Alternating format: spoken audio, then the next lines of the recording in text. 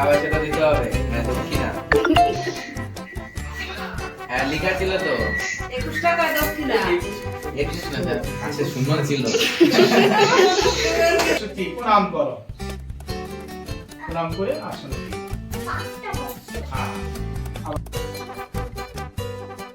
হঠাৎই বাইরে এসে দেখি কাকাইদের হাত ধরে কার্তিক কিন্তু আমার চলে এসেছে। এখন ওই ঘড়িতে 1টা মতো বাজে, ওরা হয়তো 12:30 কি 1:45টার সময় এসে এটা দিয়ে গেছিলো। আমি একটা আওয়াজ পেয়েছিলাম, কিন্তু যেহেতু রাত ওই জন্য আর বার হইনি। তো হঠাৎ বাইরে এসে একবার একটু দেখে গেলাম যে কার্তিক দিয়েছে কিনা। তো দেখলাম ওরা এসে দিয়ে গেছে। তো খুবই যত্ন সহকারে কার্তিককে কিন্তু আমি ঘরে তুললাম। তো hello everyone, good morning and welcome back to another new blog. তো এখন বাজে হলো সকাল 7টার। আজকে ভিডিওটা এখান থেকেই শুরু করলাম। কালকে রাতের ক্লিপস তো তোমরা দেখতেই পেয়েছো। কাকাইদের হাত ধরে কার্তিক কিন্তু চলে এসেছে আমার বাড়িতে। তো এখন ওনারই তোড়জোড় কিন্তু শুরু করতে হবে। আর বাড়িতে আমি আর মাই আছি, বাপিও ডিউটিতে, হাজব্যান্ডও বাড়িতে নেই। তো পুরো দায়িত্বটা আমার আর মায়ের ওপর, অনেক কাজ রয়েছে। তো বেশি কথা বলবো না, ঝটাপট বাইরের দিকে যাই, গিয়ে একটার পর একটা কাজ করতে হবে। সময় নষ্ট করলে একদমই হবে না। তো চলো ভিডিওটা তোমরা দেখতে থাকো। আই হোপ আজকের এই ভিডিওটা দেখতে তোমাদের খুব ভালো লাগবে। সো ভিডিওটা দেখতে থাকো, এনজয় করতে থাকো। এই যে ঠাকুরের সব থালা বাসনগুলো বার করা আছে। এখান থেকে এখন যে কটা লাগবে সে কটা বার করে নেব, নিয়ে একটু ধুয়ে নেবো। এগুলো সব লক্ষ্মী পুজোর সময় বার করা হয়েছিল, তো সেগুলো আর ভিতরে ঢুকাইনি, তো এই সাইডেই রেখেছিলাম। তো এখান থেকে যে কটা এখন লাগবে সেই কটাই একটুখানি ধুয়ে নিলেই হয়ে যাবে। এই যে বাসনগুলো সব ধুয়ে মেজে এখানে রেখে দিয়েছি, আর এখন আমি যাব হলো স্নানে। শাশুড়ি বৌমা মিলে এদিকে কিন্তু আমরা ভোগ প্রসাদ বানাতে বসে পড়েছি। শাশুড়ি মা ওদিকে নারকেলটা কুড়াচ্ছিল, আর আমি এদিকে মাখাচ্ছিলাম হলো ময়দাটা। লক্ষ্মী পুজোর ব্লগ যারা যারা দেখেছো তারা তো দেখেইছিলে যে আমি নারকেল কুড়াতে কুড়াতে হাতটা কেটে ফেলেছিলাম। ওই জন্য শাশুড়ি মা আর এবার আমাকে নারকেল কুড়াতে দেয়নি, বললো তুমি ময়দাটা মাখাও, আমি এদিকে নারকেলটা কুড়িয়ে নিচ্ছি। আর লক্ষ্মী পুজোটার তো তোমরা দেখেছো কতটা আনন্দ করে আমরা লক্ষ্মী পুজোটা করেছিলাম, কতটা এনার্জি ছিল আমাদের মধ্যে। ঠিক তেমনই কার্তিক পুজোতে কিন্তু আমাদের মনটা ততটাই খারাপ, কারণ আমি আর মাই শুধু বাড়িতে আছি। শ্বশুরমশাইও বাড়িতে নেই, উনি ডিউটিতে, হাজব্যান্ডও বাড়িতে নেই, ও চলে গেছে। তো যার জন্য দুজনে মিলে যেন এনার্জিই পাচ্ছিলাম না কার্তিক পুজোটায়, মানে সব কিছু করতে। কিন্তু কিছু করার নেই, পুজোটা তো করতেই হবে। তো মনটাকে সাইডে রেখে কাজে কিন্তু ফোকাস দিচ্ছি। তো এদিকে দেখো ময়দাটাও মাখানো হয়ে গেছে, নারকেলও কুড়ানো হয়ে গেছে। এখন নারকেল নাড়ুটা বানাবো, তো ওই জন্য একটা গামলার মধ্যে নারকেল কুড়ানোটা ঢেলে নেব, নিয়ে ওর মধ্যে দিয়ে দেবো গুড় আর অল্প একটু চিনি দিয়ে ভালোভাবে এটাকে কিন্তু মাখিয়ে নেব। তো এটাকে এমনভাবে মাখাতে হবে যাতে নারকেলটাও একটু নরম হয়ে আসে, তাহলে নারকেল নাড়ুটা কিন্তু বেশ সুন্দর হয়। তো নারকেলটাকে চিনি গুড় দিয়ে ভালোভাবে মাখিয়ে নিয়েছি, এবার কড়াইয়ের মধ্যে দিয়ে ভালোভাবে কিন্তু পাক দিয়ে নিতে হবে। শাশুড়ি মা নারকেল নাড়ু বানাচ্ছে। লক্ষ্মী পুজোতে সবাই ছিল, আর কার্তিক পুজোতে আমি আর শাশুড়ি মা, আর কেউ নেই।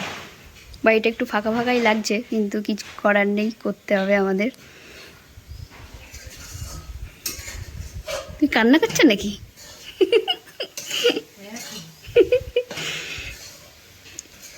শাশুড়ির বড় বাড়ি নেই, আমার বড় বাড়ি নেই, দুজনে একা একা। শাশুড়ি দুঃখের উপর বলছে মজা।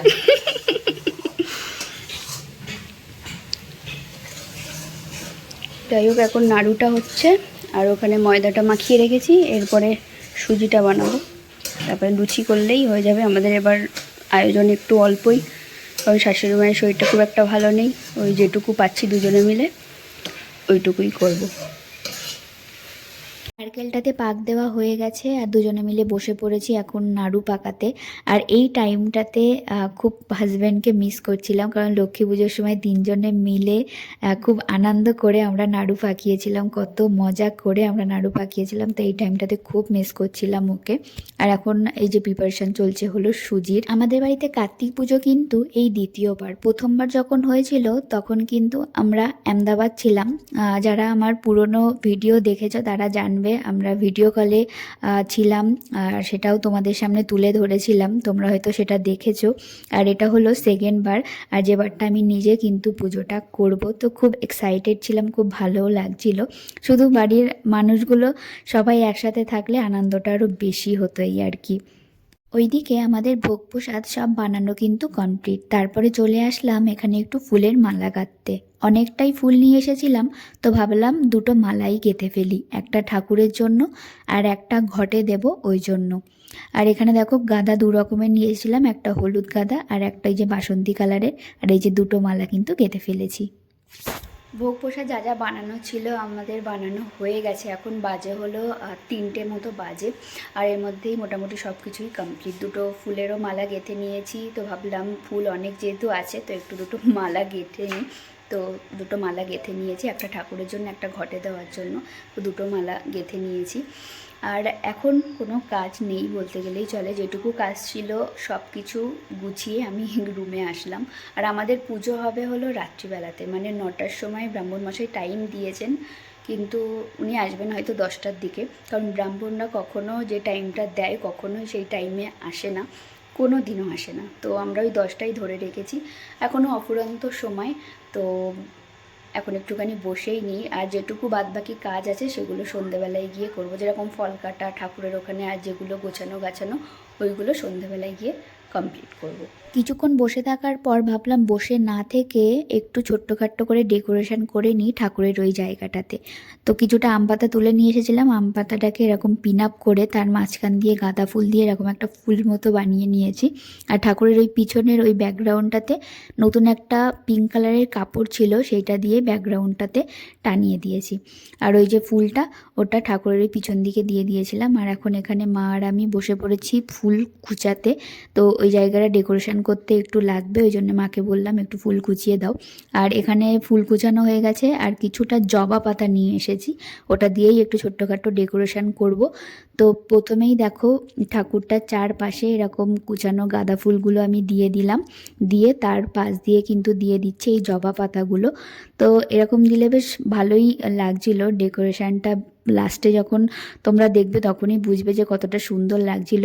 ভাবলাম সিম্পলভাবে না রেখে একটু ছোট্টখাটো ডেকোরেশন করি, দেখতে বেশ ভালোই লাগবে। তো লাস্টে যখন ফিনিশিংটা করলাম তো আমার নিজেরই খুব ভালো লাগছিল। আর যারা যারা এসেছিলো সবাই খুব ভালো বলছিল যে তুমি খুব সুন্দর করে ওটাকে সাজিয়েছো। তো যখন সবাই মিলে এরকম বলছিল তখন আমার মনে হলো যে না, আমার সাজানোটা সার্থক হয়েছে, যে সবাই এসে ভালো বলছিল। মানে যে কজনই দেখেছে এসে তারা সবাই বলেছে যে তুমি খুব সুন্দর করে জায়গাটাকে সাজিয়েছো। তো তোমাদের কেমন লাগলো এই ছোট্টখাট্টো ডেকোরেশনটা আমার অবশ্যই কিন্তু কমেন্টসে জানিও। ঠাকুরের ওই জায়গাটা ডেকোরেশন করার পর অনেকটাই টাইম ছিল, তো ভাবলাম বসে না থেকে একেবারে কাজগুলো গুছিয়ে নিয়ে তারপরে না হয় বসে থাকা যাবে।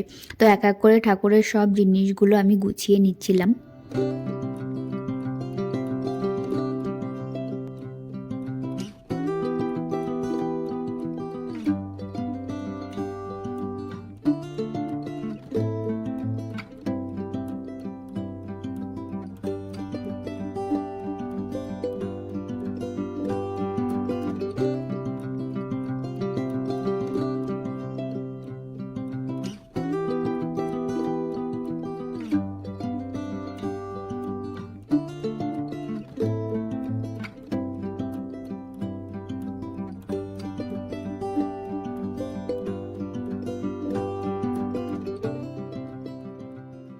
তো এই যে হয়ে গেছি রেডি, একটা রেড শাড়ি পরেছি হোয়াইট কালারের ব্লাউজ দিয়ে, আর একটু হালকা ফুলকা মেকআপ, আর একটু গোল্ড জুয়েলারিগুলো পরেছি। এগুলো তো আর পরার সময়ই হয় না, এই পুজো পার্বণ এইসবগুলোতেই যা একটু পরা হয়। আমার আজকের এই লুকটা তোমাদের কেমন লাগছে অবশ্যই কিন্তু কমেন্টসে জানিও। সব কিছু তো গোছানো হয়ে গেছিলো, কিন্তু আমার কার্তিকের জন্য যে জিনিসগুলো নিয়ে আসা হয়েছিল সেইগুলো এখন এখানে কিন্তু গুছিয়ে নিচ্ছি। তো দেখো ছোট্ট এরকম একটা মাদুর নিয়ে আসা হয়েছিল, তারপরে একটা বালিশ নিয়ে আসা হয়েছিল, আর এখানে ছিল খেলনা, আর এখানে ছিল স্লেট, তারপরে বই যেমন বর্ণ পরিচয় বই, খাতা, পেন্সিল। তো একটা বাচ্চার যে যে জিনিসগুলো লাগে সব কিছুই কিন্তু কার্তিক পুজোতে দিতে হয়, তো সেইগুলোই সব কিছু নিয়ে আসা হয়েছিল। সব কিছু তো গোছানো হয়ে গেছিলো, আর এখানে মা বললো একটু সব কিছুর উপরে গঙ্গার জল ছিটিয়ে নাও, নিজের উপরে আর সবার উপরেও একটু গঙ্গার জল ছিটিয়ে নিলাম।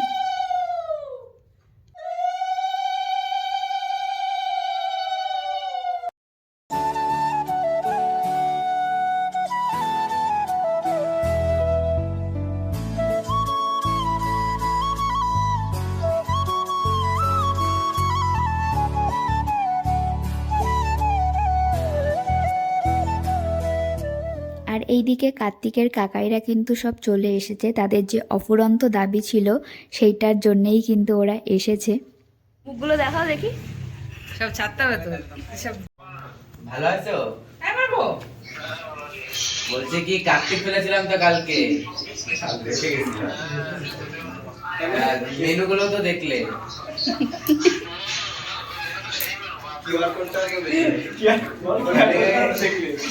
সব তো দিতে হয় মেনুতে। আর আর হচ্ছে টাকা পয়সাটা দিতে হবে, মানে দক্ষিণা। হ্যাঁ লিখা ছিল তো 21 টাকা দক্ষিণা। 21 না স্যার, কাছে শূন্য ছিল। 2100 টাকা তো দেওয়া ছিল, 2100 টাকা দিয়ে দিতে হবে।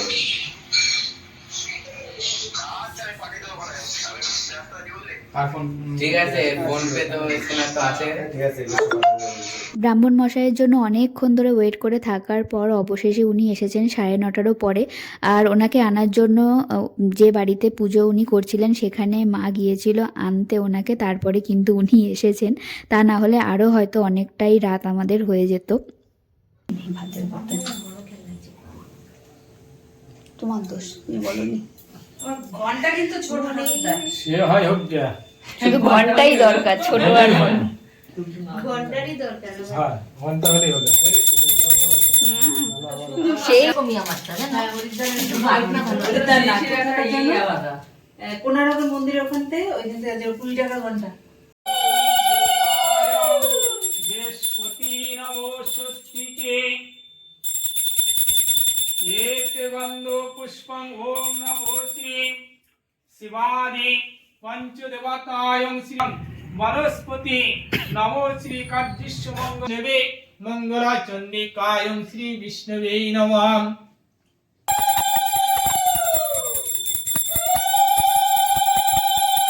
নমো বিষ্ণু নমো শ্রী বিষ্ণু নমো বিষ্ণু নমো অপবিত্র পবিত্র বা সর্ববস্থা গত বিবা যশ্বরে পঞ্চি। প্রণাম করো, প্রণাম করে আসনে দিয়ে দাও। হ্যাঁ আবার গিয়ে ঘরটার বন্ধ করে তারপরে সবাই মিলে সবাইকে তোমরা এটা নিয়ে উপবাস ভাঙবা। পুজো হয়ে যাবার পর কিছুক্ষণ ঘরটা বন্ধ রাখার পর আমরা চলে এসেছি কিন্তু প্রসাদ সাজাতে। এখানে একটা ননদ ছিল, দেওর ছিল, ওরা হেল্প করে দিচ্ছিল, ওদিকে মাও ছিল প্রসাদ সাজাতে। প্রসাদ সব গোছানো হয়ে গেছে, একে একে এবার সবাইকে আমি প্রসাদটা দিয়ে দেব।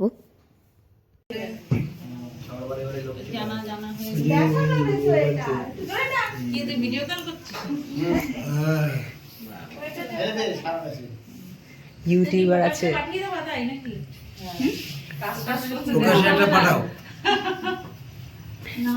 এগুলো তোমাদের জন্যই হচ্ছে। আমি প্রসাদ নিয়ে নিয়েছি, এখানে লুচি, সুজি, একটা নাড়ু আর এই যে চালকলা মাখা, এটা তো এই দিয়েই আমি এখন উপোসটা ভাঙবো।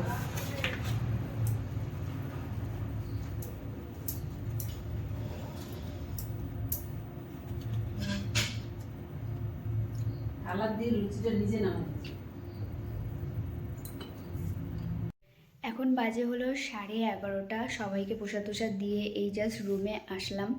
আর লুচি খেয়েছি, দুটোই লুচি খেয়েছিলাম, 4টে নিয়েছি আর খেতে পারিনি যেহেতু উপোস করেছিলাম। তারপর লুচি সুজিটা খেয়ে দেখলাম একটু গাটা গুলাচ্ছে, তো মিষ্টি জিনিসটা আর খেতে পারলাম না। তো এখন পাশের বাড়ির থেকে কাকু এনেছে হলো খিচুড়ি, তো সেটাই খাবো। আর খিচুড়ি আমার খুব পছন্দের, তো ওই জন্য কাকু দিয়ে গেছে, এখন খিচুড়িটা খাবো। তো চলো আজকের এই ভিডিওটা রাখলাম এইটুকুই। কেমন লাগলো অবশ্যই জানিও, আর ভিডিওটা কোথাও একটু ভালো লেগে থাকলে একটা like, comment, share and subscribe করে দিও। সবাই খুব ভালো থেকো, সুস্থ থেকো, দেখা হবে নেক্সট ভিডিওতে। ততক্ষণের জন্য টাটা।